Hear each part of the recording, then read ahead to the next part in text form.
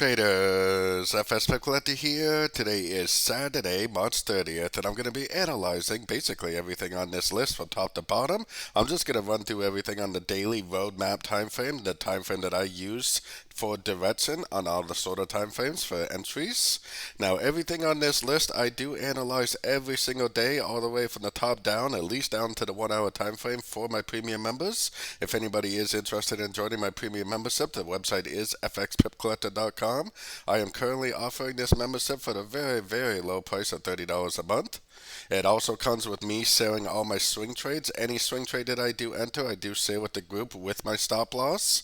It comes with all the private channels on Discord. It comes with the trading course, which is about 35 videos long, located here on my website. And it comes with all these live trading sessions that I do every week. I do a London live stream every Monday, Tuesday, Wednesday, Thursday, and Friday, about 90 minutes long. And I do a New York live stream, which is actually a Zoom meeting. These are both Zoom meetings, every Tuesday, Wednesday, Thursday, and Friday, right around 90 minutes to 2 hours long. The London live stream is 7:30 a.m. The New York live stream is 1 p.m. So that way, if you are in the U.S., you could definitely at least catch the New York live stream. And like I said, every single thing on this list right here, from top to bottom, I do analyze daily for my premium members. And during those Zoom meetings, those live streams, I do look for trades, and we do take trades all the time together in the meeting. That's why I like to call it learning and earning at the same time. The main purpose of my membership is for you to learn the trade, but I think if you learn while you're earning, it's going to be a way better experience for you, which is why we do live trades during those meetings, and I do share all my swing trade setups with everybody in the group at the exact time that I enter the trades. So like I said, the website for that is fxpipcollector.com. Let's run through everything on this list right here. We're only going to do the daily time frame just for time saving purposes. During my live streams, like I said, they're about 90 minutes, and we go down to 1 hour, sometimes even a little bit lower than that, looking for trade setups. So let's start off with Bitcoin. I think Bitcoin is still in a wave 3. I think there's a 1 and a 2 way back here, and then I think we're looking at subdivisions. So I think this is a 1 of 3, a 2 of 3, a 3 of 3. We probably are already in that wave 4 of 3, which actually may pop down a little bit before it actually does go back up, and it'll probably make a 3, 4, and 5. Now, once this trend is over, it's probably just going to be the end of a wave 3 on the higher time frames, which means it'll probably make another bigger correction for the 4 and another wave 5. So I would definitely still be looking for longs. I mean, the way crypto is going, I wouldn't be surprised. I mean, I look at this and I say, oh, it's going to have to go down and make a proper ABC before it does go up. But the way Bitcoin and other cryptos have been going, I honestly wouldn't be surprised if it just kept on drifting up for here. So definitely looking for longs in an uptrend. The S&P 500 I also think is in a wave 3 very, very clearly. This is a 1, this is a big wave 2, and then ever since that wave 2 it has definitely been making higher highs, higher lows. No break of structure to the downside, no Fibonacci bounce, no engulfing move to the downside, no lower high. Tells me that this is still a wave 3. We still should be doing nothing but looking for longs on sort of time frames, at least until our roadmap time frame tells us that this wave 3 is over, which it definitely has not done so yet. So natural gas I think might be getting pretty close to ending a wave 5. I do think that this right here is a wave 5. It looks like a 1, 2, 3, 4, and 5. If it does make a big engulfing move to the upside and start breaking some of these structure, I would say that is the end of a trend. What would happen next? Well, it's either going to make a correction to the whole move down, which would be someplace between 38 and 78%, which would be a big old move, or if this really is the end of a 1, 2, 3, 4, 5 on the weekly and monthly, then possibly eventually it would go up and take out the high of wave 4, which to me seems like the most likely scenario. So that could be potentially a pretty good swing trade coming up. And oil. We've had a couple really good trades on oil this week. I think on Thursday we went long on oil right here. This is a trade that I took with the premium members in my group. I went long right here. Now oil did shut down for the weekend, so I didn't hold on for the whole time. I did end up getting out right there because I didn't want to hold on to it for the long Easter weekend. But that was definitely a really good trade that I did share with all the premium members at the time of the entry.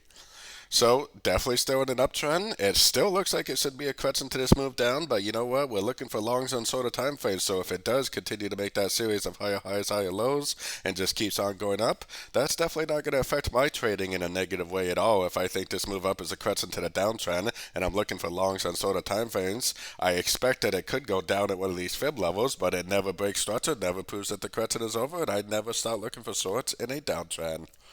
So let's move on. Silver. I am very, very, very bullish on gold and silver. Silver did make a little bit of a bigger push down than gold did, but we do have a little bit of a Fibonacci bounce. I still think that silver is in a 1, a 2, and now we're in a wave 3 of wave C on the weekly time frame. If we really are at a wave 3 of C, then this thing has a long ways to go up to the upside. I think my target is right around 36 or 38 dollars, something like that. So I'm definitely looking for longs on shorter time frames on silver. Gold is back to all-time highs. Gold wasn't even open on Friday because of the Good Friday, the bank holiday, made all-time highs again.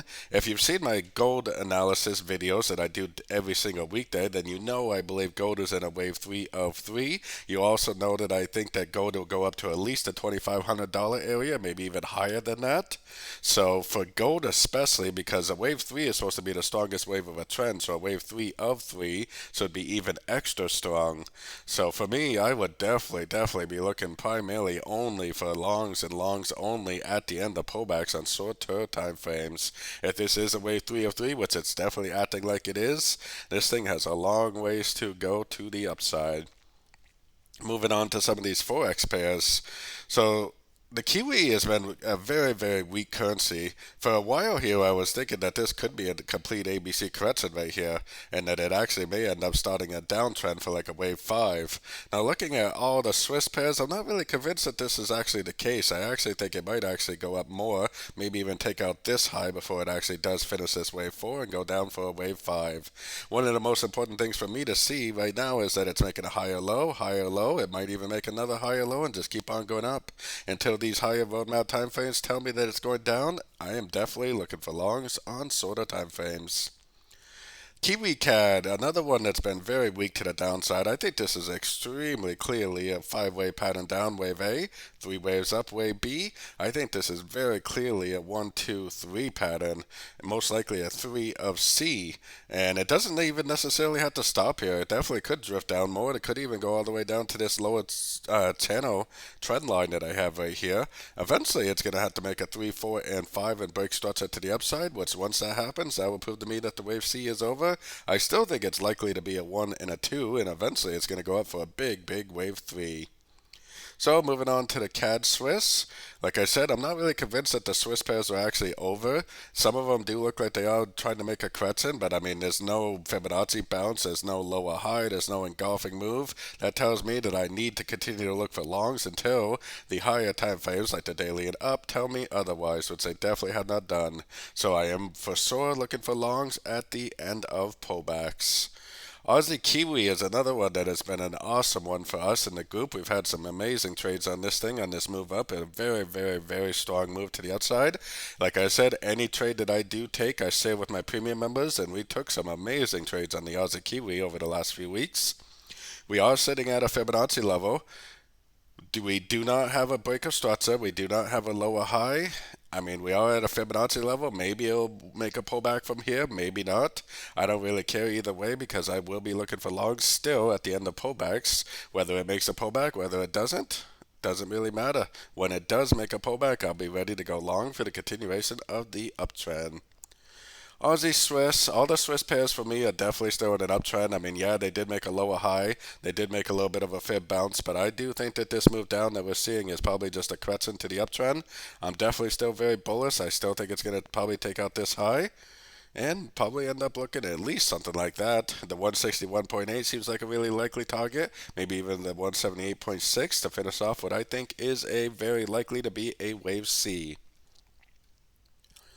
Aussie CAD. Now I do analyze the Aussie CAD with the Kiwi CAD as correlated pairs. The Kiwi CAD doesn't look like it's over, so most likely the Aussie CAD is probably not over yet either. It looks like it should be a trend like a wave A. It looks like it should be a crescent like a wave B. It looks like it should just keep on going down for a wave C, but the Kiwi CAD looks like it may be getting somewhat close to ending, which means that this one may be getting somewhat close too. I don't think it's over yet, but it may actually end up making a higher low. I'm actually not convinced that it's going to take out this low. It might even end up being like an irregular ABC crescent, which just means that the wave C may make a higher low before it does end up continuing back up. The important thing to notice right now is that we should be looking for shorts in a downtrend until we get proof that that move down is complete. So the pound Kiwi is definitely very, very strong still. I still think this is likely to be a 1, 2, 3. We're not at a fib level. We didn't break any structure to the downside. Definitely no lower highs. Definitely still looking for longs on shorter time frames. My target for this is all the way up to about the, 2.18 area, right around the 161.8 Fibonacci extension to finish off a wave 3. So for sure, looking for longs in an uptrend. Pound Aussie has been quite a bit different. I mean, I'm still looking for longs, but this one is really lagging behind big time. I think it looks like a not a WXY, but a ABCDE, because it definitely has 1, 2, 3 down, 1, 2, 3 up, 1, 2, 3 down, 1, 2, 3 up, 1, 2, 3 down. I think it may be the end of a crescent. I just don't think we had enough volume last week for this thing to really start the uptrend like it should have. So I still think it's going to go up. I just think that we didn't really have the volume last week for this thing to continue the wave 3. Wave 3 are supposed to be big, strong trends, and when there's a lack of volume, they probably don't really, start off. But we do have some really good news this week, so hopefully this will pick up some momentum and confirm wave 3 scenario. Pound Swiss, just like all the other Swiss pairs, definitely not convinced it's over. I think it is extremely clearly a 1, a 2, and a wave 3. We do have a little bit of a lower high rate here, but I still don't really think it's over. I mean, maybe it will go down a little bit more, but the trend is up. I am very confident that it will make a higher low, higher low, higher low, and just continue this wave 3. So moving on to the pound CAD. I am technically looking for shorts on the pound CAD, but I also really suspect that this is going to make a higher low also. It kind of looks like 5 waves down, making me wonder if it's a motor wave crescent.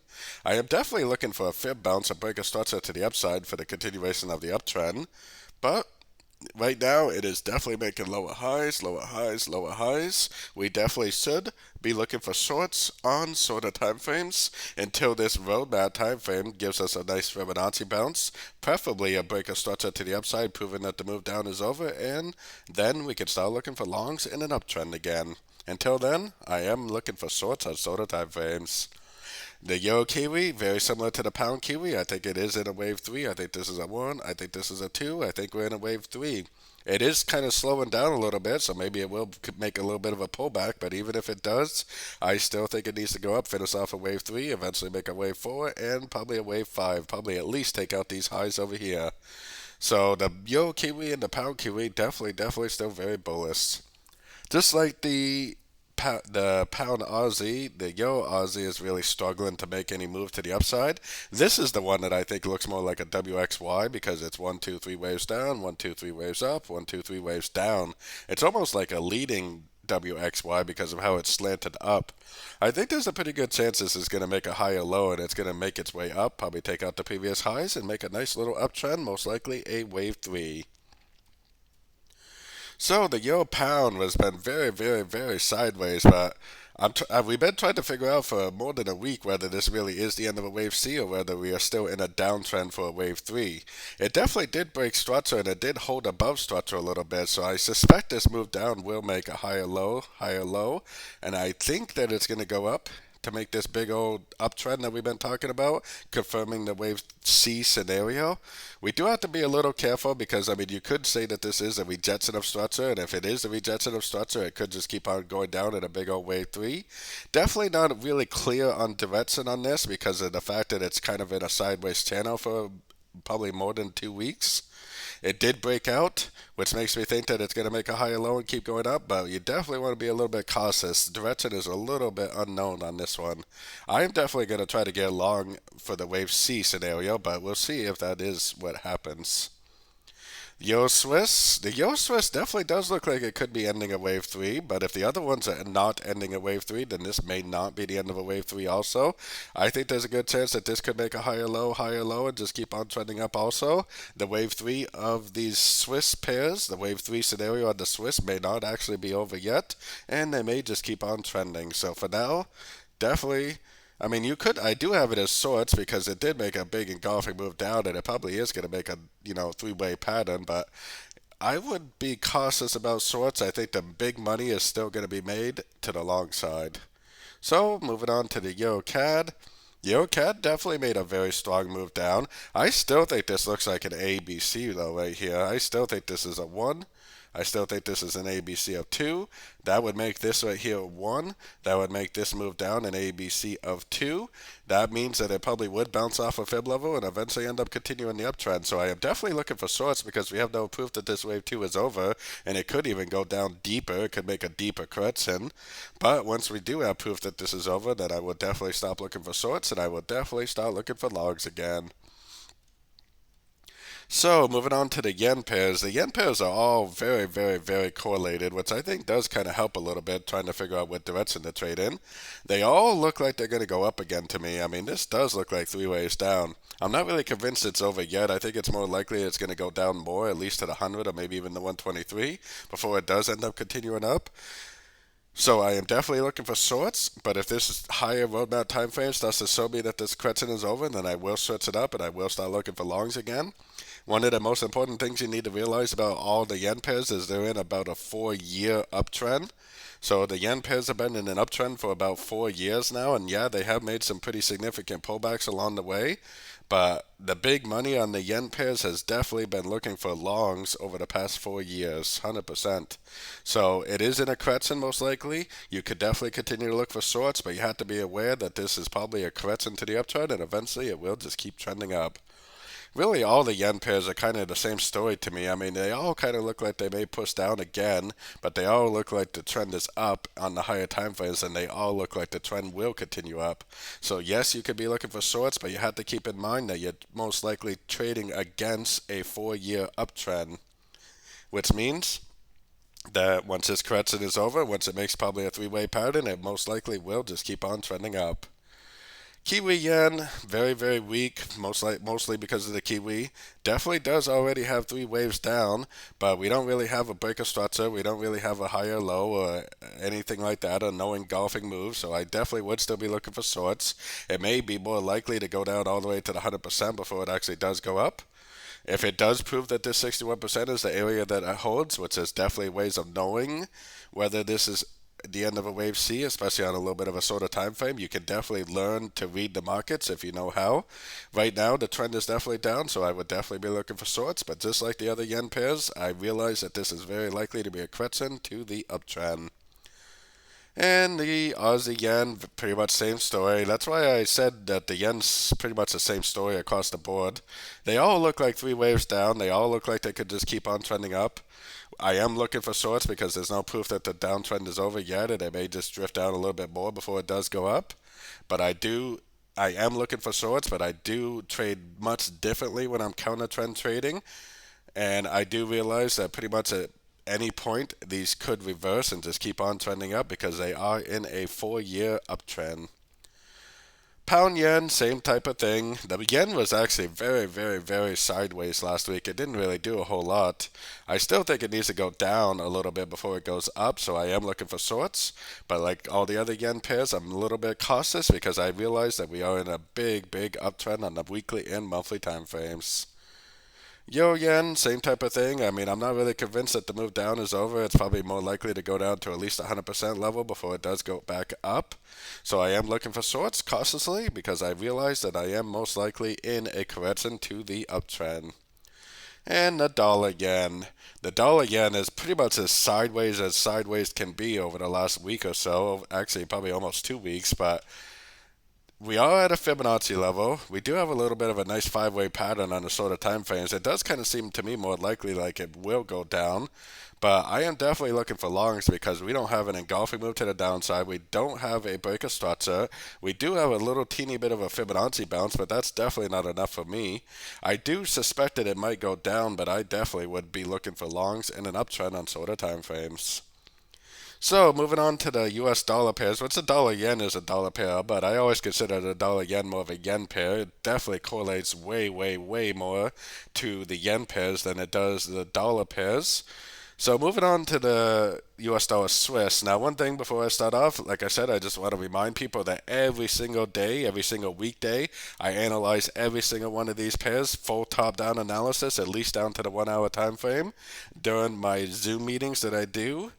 And this is the cheapest I've ever offered my membership right here. I've never offered my membership this cheap because I want it to be cheap. I want people to learn and earn at the same time, which is why I do sell all my swing trades with the group at the time of the entry. It does get you access to all the private channels on Discord with a ton of educational information. Pretty much every Elliot way pattern you can think of is in there. It does come with a 35 video trading course, which is located here on my website, which we can take a quick look at that if you like. It's a really, really good course. I actually spent a couple months working on this course last year. It's a really, really good. Most trading gurus on YouTube sell their courses for thousands of dollars. Mine comes free with the membership.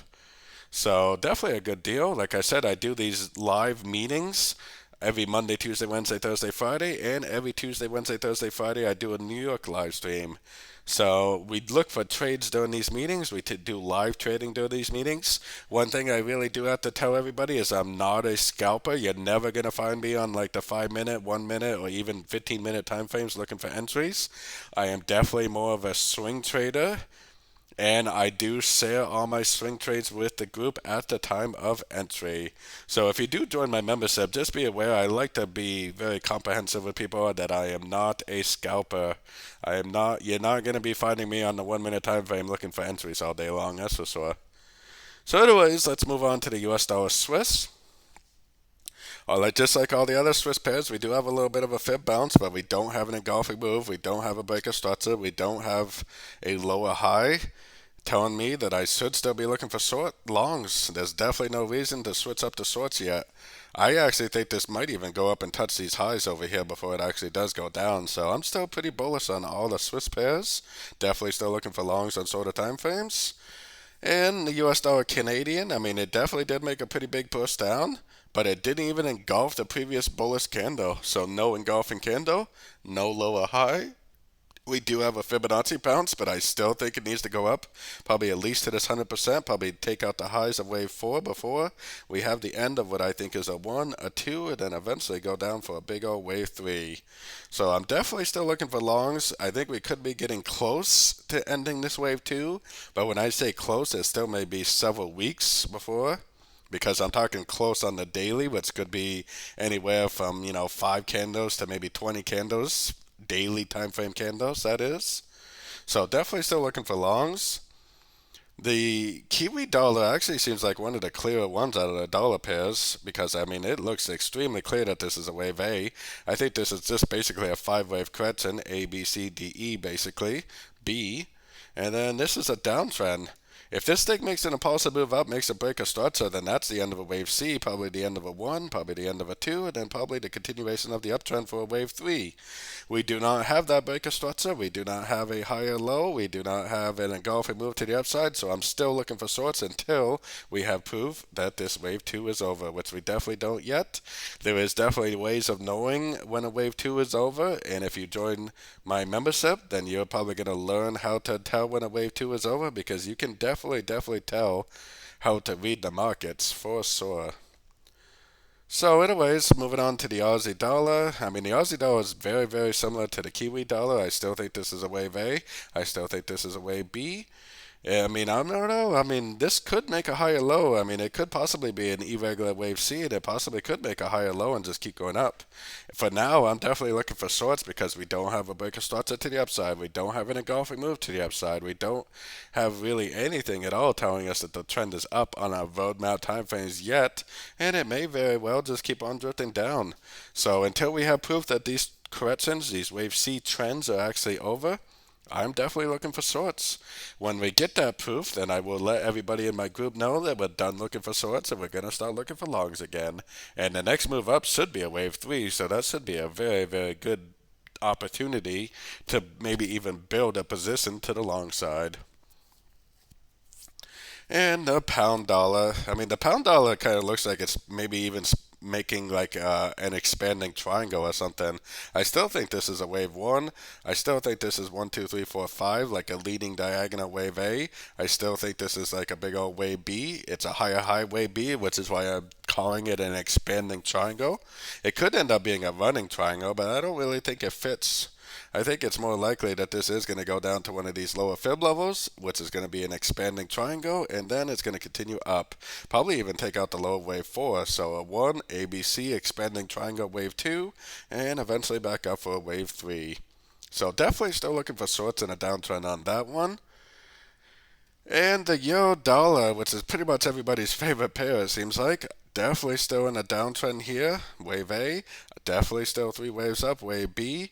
Now this could be an irregular ABC correction, which means it could make a higher low than the wave A. This wave C could make a higher low, no problem. We see irregular ABCs all the time in the market.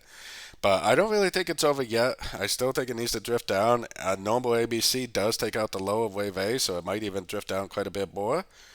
Definitely still looking for shorts. There's not any proof at all that this move down is over yet. Until we have proof, which we definitely have ways of knowing when a correction is over. And if you join my group, you will definitely know when a correction is over also. Until then, I'm definitely looking for shorts in a downtrend. Once we have proof that the wave C is over, which should be the end of a wave 2, should be a 1, should be a 2, and then we should have a big move up for a big giant wave 3. Which that wave 3 is going to be awfully exciting because that's going to be a big move if that is correct.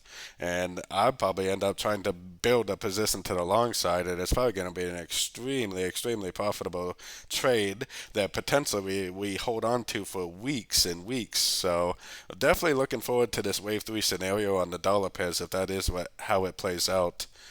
So like I said, definitely join my membership. We go through all these pairs just like I did now, except for instead of just looking at the daily, during my Zoom meetings that I do during the London session and New York session, we go all the way down to the 1 hour time frame, maybe even a little bit lower, and we look for trades together.